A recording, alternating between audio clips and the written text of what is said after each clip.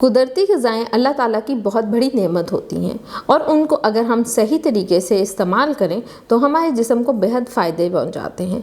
लेकिन कभी ना कभी हम उन चीज़ों को सही तरीके से अगर इस्तेमाल नहीं करते तो वो चीज़ें हमारे लिए नुकसानदेह साबित हो सकती हैं। आज हम आपको इस वीडियो में ये बताएंगे कि कौन कौन सी ऐसी चीज़ें हैं जो कुदरती हमें अल्लाह ताला की तरफ से नेमत के तौर पर मिली तो हुई हैं, लेकिन कहीं ना कहीं हम उन्हें इस्तेमाल करने में कुछ ऐसी गलतियाँ कर देते हैं जो कि हमारे लिए फ़ायदेमंद नहीं बल्कि नुकसानदेह हो जाती हैं। अस्सलाम वालेकुम, मेरा नाम शफक बुशरा है और मैं क्लिनिकल डाइटिशियन और न्यूट्रिशनिस्ट यानी कि माहिर ग़िज़ाइयात हूँ और सेहत ज़िंदगी से आपके सामने हाजिर हूँ। सबसे पहले जिस चीज़ के बारे में मैं बात करूँगी, रोटी। जैसे कि आप सब जानते हैं कि रोटी एक सबसे ज़्यादा स्टेपल फूड है और पाकिस्तान में या पूरी दुनिया में रोटी को बहुत ज़्यादा अहमियत हासिल है। अब रोटी खाने से मैं किसी को मना नहीं कर रही। बहुत सारी स्टडीज़ ये कहती हैं कि अगर आप लो कार्ब डाइट खाते हैं या रोटी का इस्तेमाल कम करते हैं तो उससे आपको बहुत सारे अमराज नहीं होते। मैं रोटी खाने से मना नहीं कर रही, लेकिन जब हमारे यहाँ जो कॉमन प्रैक्टिस है कि हम आटा जो है वो फ़ौरन गूंद के रोटी पकाएंगे तो उस रोटी का नुकसान है। हमेशा कोशिश ये करें कि आटा गूंदने के बाद उसको थोड़ी देर के लिए रख दें और उसके बाद उसकी रोटी बनाएं। दूसरी चीज़ ये कि हमारे यहाँ डिफरेंट तरीक़ों से रोटी पकाई जाती है। रोटी को पहले तवे पे हल्का सा सेक के और उसको डायरेक्ट फ्लेम पे पका दिया जाता है, जिससे रोटी फूल तो जाती है, पक तो जाती है, लेकिन अगर आप उसको खोलते हैं तो उसका ऊपर वाला हिस्सा पक जाता है लेकिन अंदर से रोटी कच्ची रह जाती है।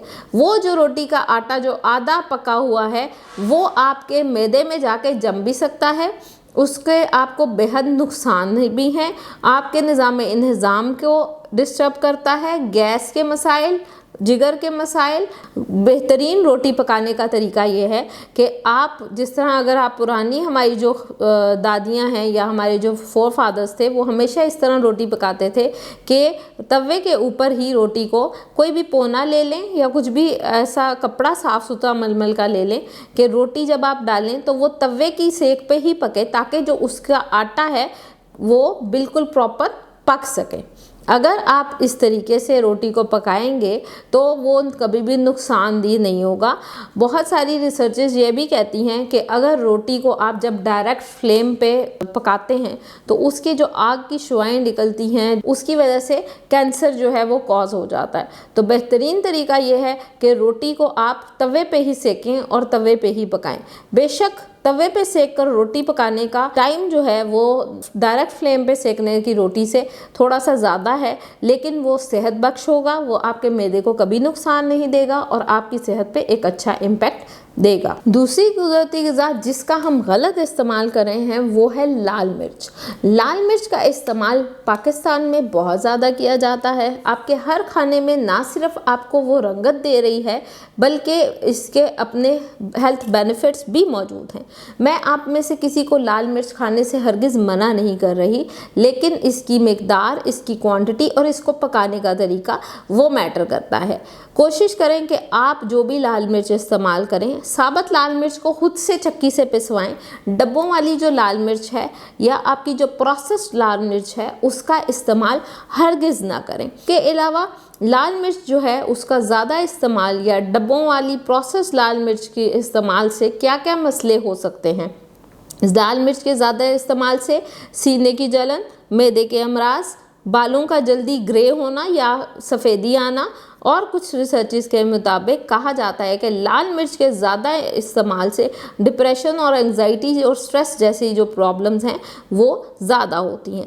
लाल मिर्च का इस्तेमाल ज़्यादा करने से जिस्म से जो पानी की मिकदार है वो भी आहिस्ता आहिस्ता कम होना शुरू हो जाती है। इसीलिए कभी आपने नोट किया होगा कि जब आप ज़्यादा मुरगन या ज़्यादा मिर्च वाली खुराक खाते हैं तो उसके बाद आपको बहुत ज़्यादा प्यास लगती है। तो हमेशा लाल मिर्च का इस्तेमाल जो है वो कम और मुनासिब मिकदार में करें।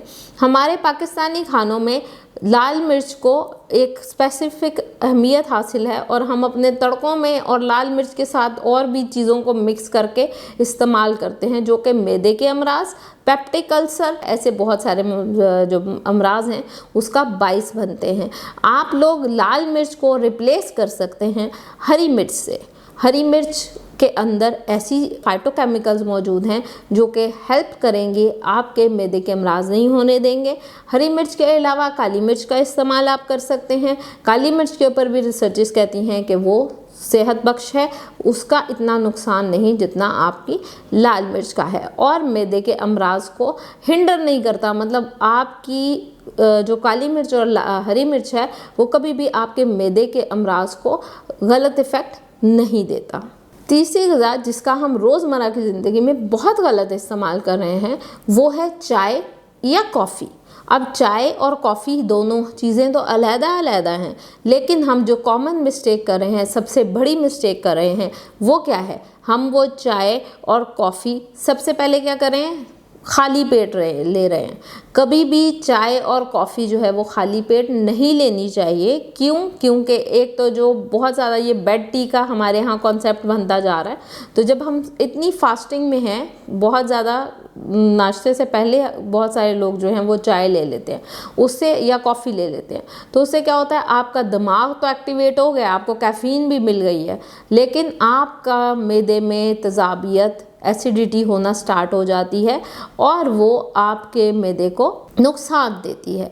और जो कॉमन मिस्टेक हम सब करते हैं, मैं चाय या कॉफ़ी पीने से मना नहीं कर रही, लेकिन चाय या कॉफ़ी जो है वो खाना खाने के फ़ौरन बाद इस्तेमाल नहीं करनी चाहिए।